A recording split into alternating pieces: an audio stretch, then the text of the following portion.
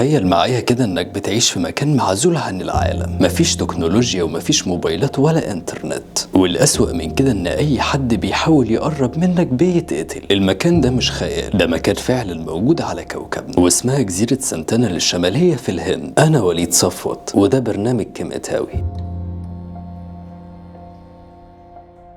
الجزيرة دي مش زي أي مكان موجود تاني في العالم، لأن سكانها بيعيشوا في عزلة تامة بقالهم أكتر من 60,000 سنة وما عندهمش أي اتصال بالعالم الخارجي. السؤال هنا، ليه سكان الجزيرة دي بيرفضوا أي تواصل مع البشر؟ وليه الحكومة الهندية منعت أي حد من إنه يقرب من الجزيرة؟ الجزيرة دي تحديدا موجودة في خليج البنغال وبتتبع رسميا للهند، لكنها فعليا جزيرة ممنوع أي حد يدخلها. الجزيرة دي حجمها تقريبا حوالي 60,000 كيلومتر مربع ومتحوطة بالغابات والأشجار، وما فيهاش أي علامة للحضارة الحديثة، لا بيوت مبنية ولا مزارع ولا حتى قوارب صيد. وبرغم إن شكلها من بعيد يبان طبيعي، إلا إنها واحدة من أخطر الجزر في العالم، مش بسبب الطبيعة ولكن بسبب السكان اللي عايشين فيها. طب مين هم سكان الجزيرة؟ اسمهم السنتلينيين، وعددهم مش معروف بالظبط، لكنه تقريبا من 50 ل 150 شخص. لكن بسبب إن هم مش بيتواصلوا مع حد، مفيش أي إحصائيات دقيقة عنهم. العلماء بيعتقدوا ان هم من القبائل اللي لسه عايشه بنفس الطريقه من آلاف السنين، وده بيخليهم زي كبسوله زمنيه حيه، عندهم لغه خاصه بيهم محدش بيفهمها غيرهم، وبيعيشوا على الصيد وجمع الفواكه، وما عندهمش زراعه ولا اي نوع من التطور الحضاري. بس السؤال هنا، ليه سكان الجزيره بيهاجموا اي حد يقرب منهم؟ الهند فرضت حظر على زياره الجزيره، وده بسبب ان سكان الجزيره معاديين لاي حد غريب، اي حد يحاول يقرب منهم بيتقتل فورا. في 2006 مجموعة من الصيادين دخلوا بالغلط الجزيرة، السكان هاجموهم بالأسهم وقتلوهم، وحتى لما الجيش الهندي حاول انه يرجع الجثث اضطر ينسحب وما عملش كده. في 2018 شخص امريكي حاول انه يدخل الجزيرة لمجرد انه هو عايز ينشر المسيحية فيها، لكن السكان قتلوه بمجرد ما نزل. والغريب ان السكان ما عندهمش مناعة للأمراض الحديثة، لأنهم عايشين في عزلة تامة. أي مرض بسيط زي الزكام والإنفلونزا ممكن يبيدهم بالكامل. الحكومة الهندية قررت ان احسن حاجة هي ان تسيبهم في حالهم، مر الوقت وتحصل احداث غامضة عن الجزيرة. سنة 2004 بعد التسونامي اللي حصل في المحيط الهندي، الحكومة الهندية بعتت طيارة هليكوبتر الجزيرة عشان تطمن لو حد محتاج اي مساعدة. الغريب ان السكان بدأوا يهاجموا الطيارة بالرماح والاسهم، وكأنهم بيقولوا لأي حد غريب ابعدوا عننا. طب في الاساس اصلا العالم عرف بوجودهم ازاي؟ سنة 1880 البريطانيين حاولوا ان هم يكتشفوا الجزيرة وخطفوا منها 6 أشخاص، راجل وست و3 أطفال. بعد أيام الراجل والست ماتوا بسبب الأمراض اللي جات لهم، فاضطروا إن هم يرجعوا الأطفال ال3 للجزيرة بسرعة. من وقتها سكان الجزيرة بقوا يكرهوا أي حد من العالم الخارجي وبيشوفوه كأنه خطر قاتل. مجموعة من الباحثين بيعتقدوا إن في سبب غامض لعزلة السكان. هل ممكن يكون عندهم معتقدات خاصة، ولا شافوا حاجة في الماضي خلتهم يقفلوا على نفسهم كده؟ الحكومة الهندية حاولت أكتر من مرة إن هي تتواصل مع سكان الجزيرة، لكنها كلها فشلت تماما، وكلها انتهت يا إما بالهجوم يا إما بالتجاهل التام. سنة 1967 الهند بعتت بعثة استكشاف ومعاهم ليهم هدايا زي الفاكهة وأدوات معدنية، لكن السكان رفضوا برضو إنه يقربوا منهم. وسنة 1974 فريق تصوير من ناشونال جيوغرافيك حاول إنه يصور السكان، لكنهم برضو هاجموهم بالأسهم. سنة 1991 الحكومة الهندية قدرت تقرب شوية، وسكان الجزيرة بالفعل خدوا الهدايا منهم، لكن فجأة قطعوا التواصل تاني. وفي الآخر الهند قررت إن هي تبعد عنهم وتمنع أي حد من زيارة الجزيرة. جزيرة سنتينل الشمالية تعتبر آخر مجتمع منعزل تماما عن العالم، وده اللي بيخليها لغز كبير جدا. طب هل المفروض كده نسيبهم يعيشوا بطريقتهم، ولا نحاول نفهم ليه هم منعزلين كده؟ وهل ممكن في يوم من الأيام يقرروا إن هم يتواصلوا مع العالم؟ أنا وليد صفوت وده برنامج كيميتاوي.